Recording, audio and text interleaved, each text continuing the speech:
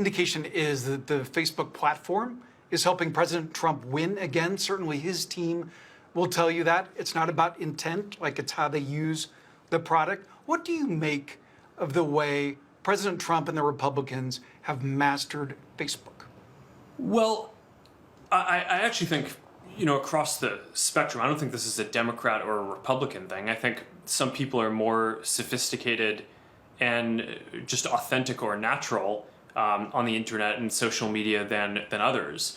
But overall, I do think that social media allows everyone to have a voice, including people who might have not traditionally been able to get their message out through a lot of the traditional media. And that's not necessarily a partisan point. So you're right that it's not partisan. President Obama very effectively leveraged Facebook for 2 elections, but now that's flipped.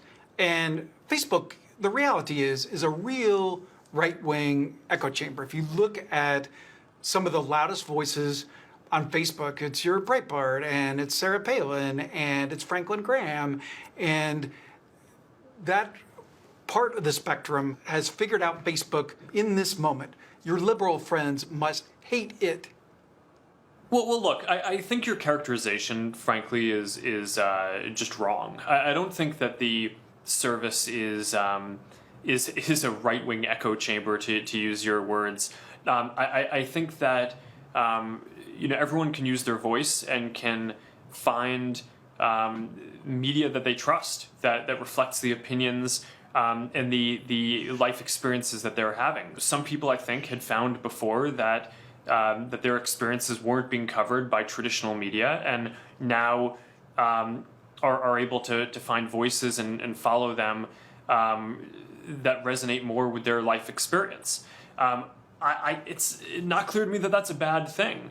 But look, I mean, the stories that get the most reach, right, on a day-to-day basis are the same things that people talk about in the mainstream. They're not highly partisan political issues. It's just meaningful news that's happening on a day-to-day basis. That things that people like, comment, share, things that people act on, like that is usually high decibel. And right now, it's very heavily from the right, often the hard right.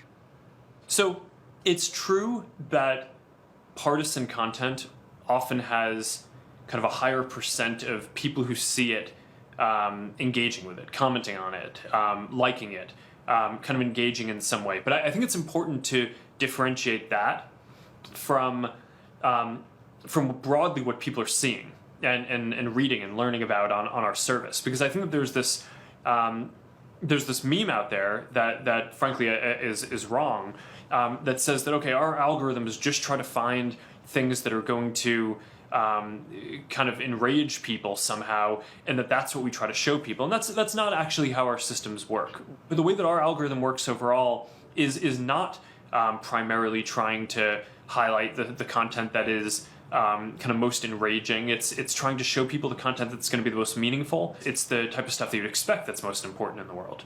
But if you put your head in the Facebook machine, there is a lot of rage. May not be the design, but that's the reality.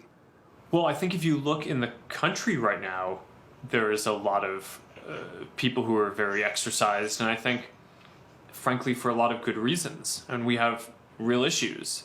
I think sometimes there is a fine line between a important level of high energy around an important issue and something that can kind of tilt over into causing harm.